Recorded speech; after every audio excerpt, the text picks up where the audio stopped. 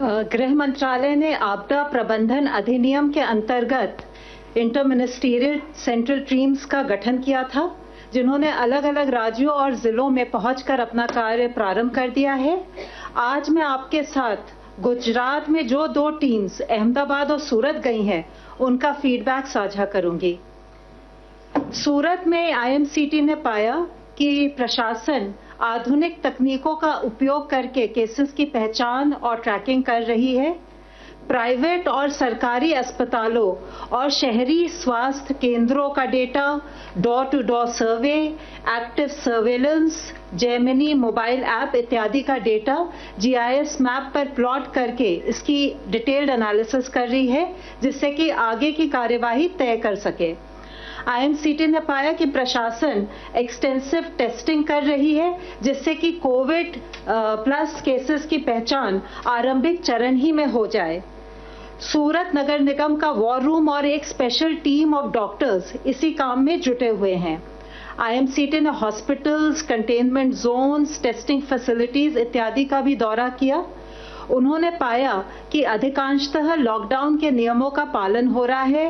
Police नाकाबंदी और pickets के अलावा मॉडर्न टेक्नोलॉजी जैसे कि ड्रोन्स और सीसीटीवी का भी प्रयोग कर रही है, जिससे कि लॉकडाउन का अनुपालन हो। परंतु कुछ अंदरूनी गलियों में लॉकडाउन का नियमों का उल्लंघन ना हो, इसके लिए उन्होंने प्रशासन को सुझाव दिया कि और सख्त कदम उठाने की जरूरत है।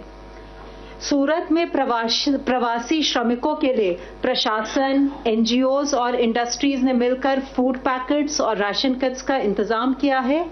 यह प्रशंसनीय है कि वितरण के समय सभी सोशल डिस्टेंसिंग के प्रोटोकॉल का बहुत अच्छी तरह अनुपालन करते हैं। आईएमसीटी ने प्रशासन को सुझाव दिया है कि श्रमिकों के साथ कोविड-19 के बारे में जो जानकारी है, उसको उन्हीं की भाषा में साझा करें। आईएमसीटी ने प्रशासन के साथ, जनप्रतिनिधियों के साथ, इंडस्ट्री एसोसिएशन के साथ भी विचार विमर्श किया है, खासकर टेक्सटाइल और डायमंड इंडस्ट्रीज जो श्रमिकों का मेजर सोर्स ऑफ एम्प्लॉयमेंट है। ज्यादातर श्रमिकों को पिछले महीने की तनख्वाह प्राप्त हो चुकी है। आईएमसीटी ने प्रशासन को सुझाव दिया है कि भविष्य में क्या कदम उठाए जाएं, इसके बारे में भी वो योजना बनाएं। जो हमारी आईएमसीटी अहमदाबाद गई है, उसने वहां पे हॉस्पिटल का, केयर सेंटर का, ब्लड डोनेशन कैंप का, शेल्टर होम्स का, प्राइमरी हेल्थ सेंटर इत्यादि का दौरा किया है। उन्होंने जो हाईवेज पर चेक पॉइंट्स लगे हुए हैं और जो क्वारंटाइन क्लस्टर्स के एंट्री पॉइंट्स हैं, उनका भी मुआयना किया। उन्होंने पाया कि क्वारंटाइन क्लस्टर्स के जो एंट्री पॉइंट्स हैं, उसमें पुलिस और मेडिकल टीम्स की जॉइंट व्यवस्था है। टीम ने विभिन्न स्टेक होल्डर्स के साथ भी विचार विमर्श किया। सिविल हॉस्पिटल के विजिट के दौरान उन्होंने पेशेंट्स के रिश्तेदारों के साथ बातचीत की। अस्पताल की सुविधाएं संतोषजनक पाई गई। मरीजों के रिश्तेदारों ने भी उन्हें बताया कि वे सुविधाओं से संतुष्ट हैं। उन्होंने केयर सेंटर का भी दौरा किया और पाया कि वहां पे पर्याप्त क्षमता है और जिन मरीजों में कोविड के लक्षण दिखाई पड़ते हैं, आवश्यकता पड़ने पर डेडिकेटेड कोविड हॉस्पिटल में पहुंचाने की उनके पास अच्छी व्यवस्था है। अभी तक 19-20 मरीजों को वहां पे शिफ्ट किया गया है। यहाँ भी सुविधाएं संतोषजनक है। टीम ने पाया कि जो इंडियन रेड क्रॉस सोसाइटी ने पुलिस और प्रशासन के साथ मिलकर जो रक्तदान शिविर का आयोजन किया था, वहां भी सोशल डिस्टेंसिंग इत्यादि का पालन हो रहा है। सर्वेलेंस और वल्नरेबल पॉपुलेशन की पहचान के लिए प्रशासन ने काफी कदम उठाए हैं। उन्होंने हाउस टू हाउस सर्वे किया है, इलेक्टोरल रोल का डेटा यूज किया, प्रोजेक्ट लाइफलाइन का डेटा, निक्षय का डेटा, टेको प्लस डेटा इत्यादि के माध्यम से उन्होंने वल्नरेबल लोगों की पहचान की है और उनकी टेस्टिंग चल रही है। प्राइमरी हेल्थ सेंटर के कैंप में उन्होंने एक मोबाइल टेस्टिंग वैन को भी देखा, जिसको लोकल री इंजीनियरिंग से बनाया गया है और ये काफी लाभदायक सिद्ध हुई है और मेडिकल टीम के लिए भी सुरक्षित है। आईएमसीटी ने सुझाव दिया है कि राज्य सरकार केंद्रीय सरकार की सहायता लेकर सरदार वल्लभ भाई पटेल अस्पताल में एक मल्टी डिसिप्लिनरी रिसर्च यूनिट की स्थापना करे, जहां उपकरणों की कोविड टेस्टिंग के लिए फैसिलिटीज डेवलप की जा सकती हैं। आईएमसीटी ने पाया कि लॉकडाउन का सख्ती से अनुपालन हो रहा है।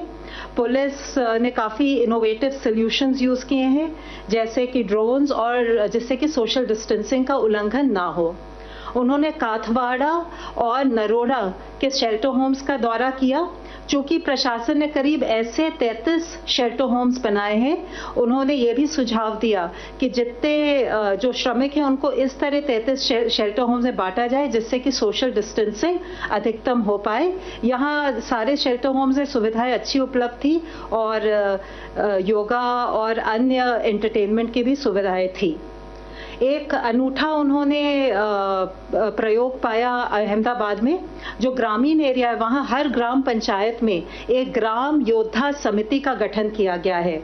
ग्राम योद्धा समिति में सरपंच है, विलेज हेडमैन है, हेल्थ वर्कर है, हेडमास्टर है, तलाटी इत्यादि हैं। ये समिति जो है लॉकडाउन का पालन करते हुए गांव में राशन, सब्जी, दवाइयाँ इत्यादि को डोर स्टेप पे डिलीवर करती है। इसके अलावा वो आवाजाही पे और लॉकडाउन के नियमों के पालन पर भी नजर रखती है। INCT का सुझाव है कि इस इनिशिएटिव को बाकी राज्यों द्वारा भी अपनाया जा सकता है। INCT ने यह भी पाया कि जो सनंद इंडस्ट्रियल बेस है वहाँ पे फार्मा इंडस्ट्रीज चालू हैं और अब ऑटोमोबाइल यूनिट्स भी चालू हो गई हैं जो करीब 50% क्षमता पर काम कर रही हैं और 50,000 में से करीब 30,000 मजदूर काम पर वापस आ चुके हैं। INCT ने वरिष्ठ अधिकारियों के साथ बैठक की और अपने सारे सुझाव उनके साथ साझा किए। हमारा पूरा विश्वास है कि केंद्र और राज्य सरकारों के संगठित प्रयासों से हम कोविड-19 के विरुद्ध जो हमारा अभियान है उसमें सफल होंगे। धन्यवाद। Health ministry representative please. पिछले एक दिन में अगर हम देखें तो देश में 1543 नए केसेज आए हैं, जिससे कि हमारे टोटल कंफर्म केसेज की संख्या अब 29,435 हो चुकी है। और अगर हम देखें कि जो हमारे केस एक्टिव मेडिकल सुपरविजन में हैं तो उनकी संख्या 21,632 है। अब तक पिछले 24 घंटे में 684 patients have been found cured, जिससे कि हमारा टोटल लोग जो क्योर हुए हैं वह संख्या 6,868 हो चुकी है। इससे हमारा रिकवरी रेट करीब 23.3% इस टाइम में समय हो गया है, जो कि एक बहुत ही प्रोग्रेसिव इंक्रीज है। मैं आप लोगों की दृष्टि में लाना चाहूँगा। आज देश में 17 ऐसे जिले हैं जहां पर पहले केस आए थे लेकिन पिछले 28 दिनों से कोई नया केस रिपोर्ट नहीं हुआ है। इन जिलों में एक जिले की बढ़ोतरी हुई है, जैसे कि कल बताया था हमने आपको, और एक जिला ड्रॉप हुआ है, यानी कि 2 जिले ऐड हुए हैं और एक जिला ड्रॉप हुआ है। जो जिले ऐड हुए हैं वह है कलिम्पोंग वेस्ट बंगाल में, वायनाड केरला में, और जो जिला जहां पर एक एडिशनल केस आया है वह है लखीसराय बिहार में। इसका सीधा तात्पर्य यही है कि हमें कांस्टेंट विजिल मेंटेन रखने की आवश्यकता है। किसी भी जिले में, किसी भी स्टेट में जब हम कार्य करें तो वहां पर किसी भी तरह की रिलैक्सेशन ना हो। आज माननीय स्वास्थ्य मंत्री जी ने वीडियो कॉन्फ्रेंस के द्वारा डिपार्टमेंट ऑफ बायोटेक्नोलॉजी और उनके 18 ऑटोनोमस बॉडीज और साथ में उनसे संबंधित PSUs के डायरेक्टर्स के साथ रिसर्च के बारे में समीक्षा की। उन्होंने मेक इन इंडिया के तहत antibody detection kits, real time PCR based detection kits और कोविड-19 के लिए वैक्सीन के डेवलपमेंट को फास्ट ट्रैक करने के लिए कहा। माननीय स्वास्थ्य मंत्री जी ने आज दिल्ली के लेफ्टिनेंट गवर्नर साहब, दिल्ली के स्वास्थ्य मंत्री, कॉरपोरेशन कमिश्नर्स, दिल्ली के सभी जिलों के DMs और DCPs, सेंट्रल और स्टेट के जितने हमारे हॉस्पिटल्स हैं उनके डायरेक्टर्स के साथ भी कोविड सर्वेलेंस के करंट स्टेटस का दिल्ली और आसपास के प्रांतों से संबंधित रिव्यू किया। स्वास्थ्य मंत्रालय ने वेरी माइल्ड या प्री सिम्टोमेटिक पेशेंट्स के लिए होम आइसोलेशन पर दिशा निर्देश जारी किए हैं। जिन पेशेंट्स के पास सेल्फ आइसोलेशन के लिए उनके रेजिडेंस पर रिक्विजिट फैसिलिटी है, उनके पास इस होम आइसोलेशन के लिए ऑप्शन होगा। ये प्रेजेंट गाइडलाइंस जो हमने इशू की हैं, ये गाइडलाइंस 7 अप्रैल को जो हमने इससे पहले सस्पेक्टेड और कंफर्म केसेस को मैनेज करने से संबंधित गाइडलाइन थी उनके एडिशन में है। होम आइसोलेशन की जो गाइडलाइंस हैं इसमें कुछ एलिजिबिलिटी कंडीशंस हैं, जैसे कि पेशेंट को सेल्फ आइसोलेशन पर एक अंडरटेकिंग को भरना होगा, मेडिकल ऑफिसर द्वारा व्यक्ति को क्लिनिकली या तो वेरी माइल्ड केस या प्री सिम्टोमेटिक केस डायग्नोज करना होगा, उन्हें मोबाइल पर आरोग्य सेतु एप्लीकेशन को डाउनलोड करते हुए उसको निरंतर उपयोग करना होगा, उनके पास सेल्फ आइसोलेशन के लिए और उनके फैमिली कॉन्टैक्ट्स को प्रॉपर क्वारंटाइन करने के लिए रिक्वायर्ड फैसिलिटी होनी चाहिए।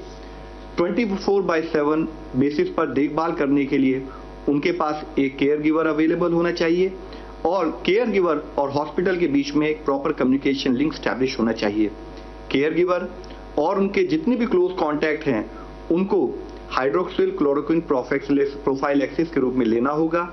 पेशेंट अपनी हेल्थ को मॉनिटर करने के लिए एग्री करें और डिस्ट्रिक्ट सर्विलेंस ऑफिसर को अपने हेल्थ स्टेटस के बारे में रेगुलरली इन्फॉर्म करते रहें। उनको तुरंत मेडिकल अटेंशन लेनी चाहिए इन केस कि अगर उनको ब्रीदिंग डिफिकल्टी या चेस्ट में कोई पेन या प्रेशर हो या लिप या फेस पर कोई ब्लूइश डिस्कलरेशन डेवलप हो या कोई ट्रीटिंग मेडिकल ऑफिसर की एडवाइस हो तो वो अपने होम आइसोलेशन से निकलकर रिक्वायर्ड हेल्थ फैसिलिटी में जाएं। होम आइसोलेशन जब तक कि क्लिनिकल सिम्टम रिजॉल्व ना हो जाए या साथ में टेस्टिंग के द्वारा वह पेशेंट नेगेटिव ना पाया जाए तब तक कंटिन्यू करना होगा। इसके लिए बहुत जरूरी है कि पेशेंट जब अपने घर पर रहें तो पेशेंट हर समय ट्रिपल लेयर मेडिकल मास्क का उपयोग करे, एक आइडेंटिफाइड रूम में ही रहें और घर के अन्य लोगों से दूर रहें, विशेषकर बुजुर्गों से या उन लोगों से जिनको कोई मॉर्बिड कंडीशन है जैसे हाइपरटेंशन, कार्डियोवास्कुलर डिजीज या रीनल डिजीज एक्सेट्रा। वह घर के अन्य लोगों से कोई अपना पर्सनल आइटम शेयर ना करें और जिन सरफेसेस पर हम ज्यादातर टच करते रहते हैं उनको रेगुलरली क्लीन करते रहें। साथ ही जैसे कि अभी कहा है कि उनको ध्यान रखने के लिए केयर गिवर होना चाहिए। वह केयर गिवर भी जब उनकी देखभाल करे तब एक ट्रिपल लेयर मास्क का इस्तेमाल करे। पेशेंट के बॉडी फ्लूइड के साथ उस केयर गिवर का कोई डायरेक्ट कांटेक्ट ना हो, विशेष रूप से ओरल या रेस्पिरेटरी सिक्रीशन, और पेशेंट को संभालते समय केयर गिवर को डिस्पोजेबल ग्लव्स का उपयोग करना चाहिए। पेशेंट द्वारा उपयोग की गई सरफेसेस, कपड़े या लिनन की सफाई या हैंडलिंग करते समय भी ट्रिपल लेयर मास्क या डिस्पोजेबल ग्लव्स का उपयोग होना चाहिए। केयर गिवर और जो भी क्लोज कॉन्टैक्ट्स हैं वह भी अपना टेम्परेचर स्क्रीनिंग करते रहें और कोई भी ऐसा इशू आए जिसमें कि उनको कोई सिम्टम दिखते हैं तो उनको हमेशा सर्विलेंस ऑफिसर की दृष्टि में लाना पड़ेगा। इसके साथ ही आज मैं आप सब लोगों को एक मुख्य विषय के बारे में भी अवगत करना चाहूंगा। I would like to mention about the plasma therapy for COVID-19 which has been talked about of late. इस पर काफी चर्चा हो रही है। In this regard, let me clarify that ICMR has already stated very clearly that currently there are no approved therapies for COVID-19 including plasma therapy. मैं फिर से आप लोगों की दृष्टि में लाना चाहूंगा कि COVID-19 के लिए आज देश में क्या दुनिया भर में भी कोई अप्रूव्ड थेरेपी नहीं है। And plasma therapy is one of the therapy which is being experimented with. However, so far there is no evidence to support it as a treatment. यह अभी भी एक्सपेरिमेंटल स्टेज पर है। इसका कोई एविडेंस नहीं है कि इसको ट्रीटमेंट के रूप में इस्तेमाल किया जा सकता है। यूएस FDA ने भी इसे एक एक्सपेरिमेंटल थेरेपी के रूप में ही देखा है। ICMR ने एक नेशनल स्टडी को लॉन्च किया है ताकि वह इस थेरेपी की एफिकेसी के बारे में स्टडी कर सके। इसलिए इस विषय में यह क्लैरिफाई करना बहुत जरूरी है, अति आवश्यक है कि जब तक कि ICMR अपनी स्टडी को कंक्लूड ना कर ले, रोबस्ट साइंटिफिक प्रूफ अवेलेबल ना हो, तब तक इस थेरेपी को केवल हम या तो रिसर्च या ट्रायल पर्पस के लिए ही उपयोग करें। इनफैक्ट जो प्लाज्मा थेरेपी है, अगर इसको हम प्रॉपर तरीके से प्रॉपर गाइडलाइंस के तहत इस्तेमाल ना करें तो इससे लाइफ थ्रेटनिंग कॉम्प्लिकेशंस भी हो सकती हैं। जब तक यह थेरेपी प्रॉपरली अप्रूव नहीं है या इसकी इफेक्टिवनेस सिद्ध नहीं हुई है तब तक इसके बारे में किसी भी तरह का दावा किसी भी स्थाई पर करा जाना बिल्कुल अनुचित है। ICMR की स्टडी के बारे में कहीं भी इस प्रकार का प्रयोग पूरी तरह से इलीगल है और दूसरी तरफ पेशेंट की जान को इससे खतरा भी उत्पन्न हो सकता है।